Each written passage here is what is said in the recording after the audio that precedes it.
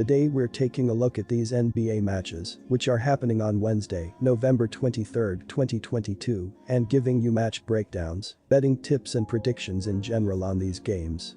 Welcome back to High Stakes, let's get straight into it. Also, don't forget to subscribe and push that notification bell to get notified as soon as we release these sport prediction videos, and if you would like more betting tips and predictions, then check out our Patreon in the link down below.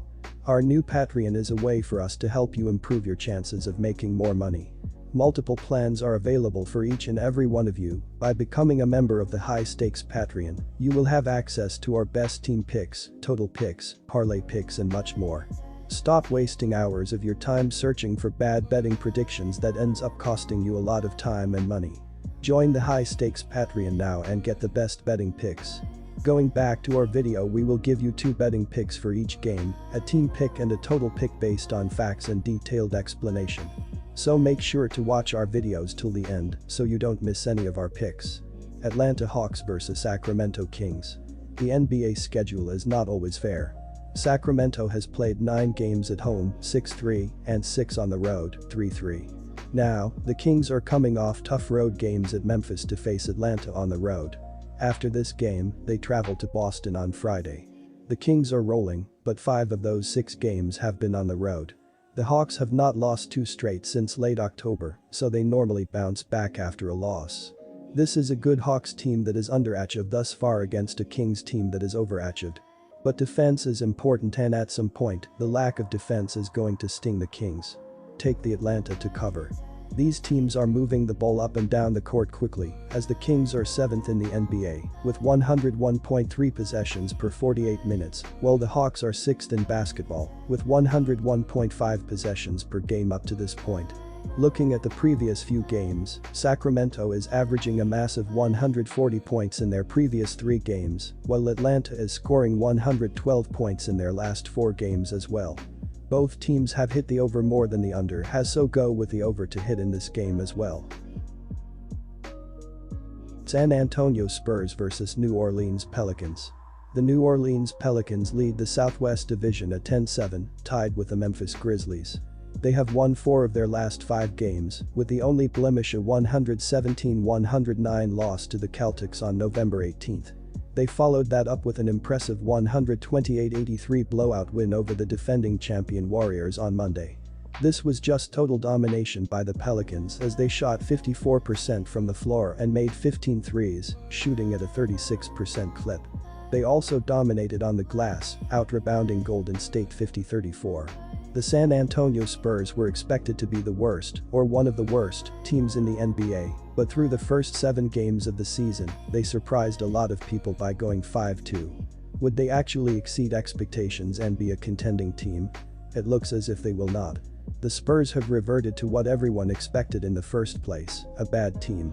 They have lost 10 of their last 11 games and are now 6-12 on the season and falling fast. There is just not a lot of talent on the Spurs team, which is why many believe they will be front runners in the Victor Wembanyama sweepstakes next June. It doesn't help that one of their best players, center Jakob Poeltl, is questionable for this game with a knee injury. It is just not a good matchup for San Antonio as they don't defend the 3 well, while the Pelicans are one of the best 3-point shooting teams. Also, the Spurs are among the leaders in turnovers, while the Pelicans are among the best in steals and ranked top 5 in defensive efficiency. The Spurs will have no answers for the Pelicans' multi-pronged attack. Take New Orleans to cover.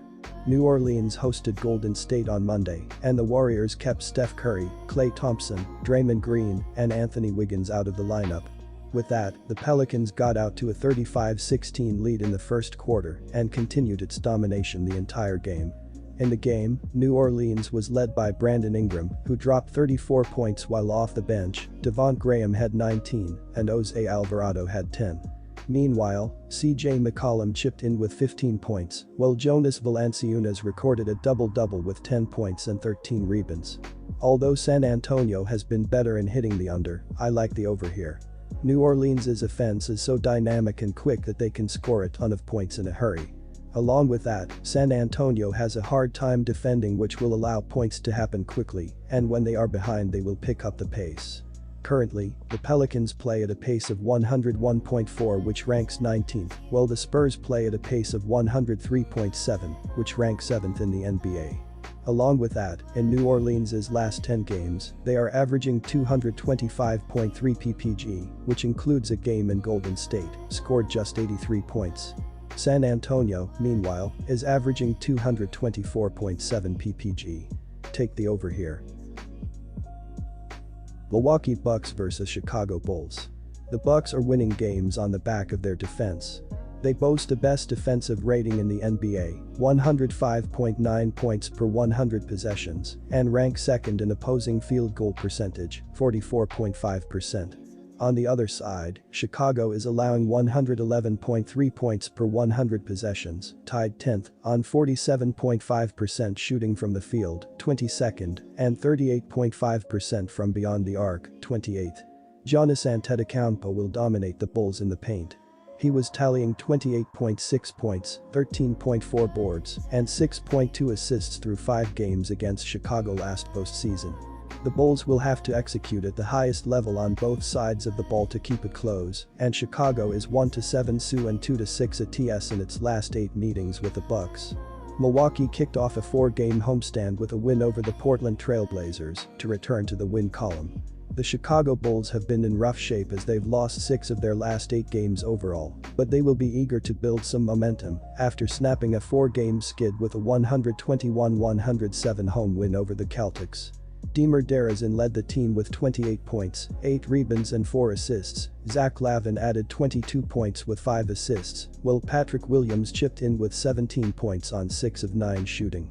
As a team, the Bulls shot 51% from the field and 14 of 29 from the three-point line as they stormed out of the gates and exploded for 35 points in the second quarter to take a 13-point lead into halftime, which ballooned to 21 points in the third quarter. In the game, the Bucks used the third quarter to propel them to the win as they outscored Portland 38-18, which proved to be the difference. In the game, Milwaukee was led by Giannis Antetokounmpo, who dropped 37 points while Grayson Allen and Jrue Holiday both had 17. Brook Lopez, meanwhile, had 14 points, and Bobby Portis had 13. Along with taking the Bucks ATS, I also like the under here as you have one of if not the best defense in the NBA in Milwaukee, going against a Chicago offense that has struggled at times.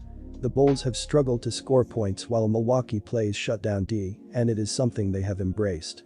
With the Bucks not giving up many open looks, Chicago will force shots that will help the under cash, while along with that, Milwaukee is also not the best defensive team in the league.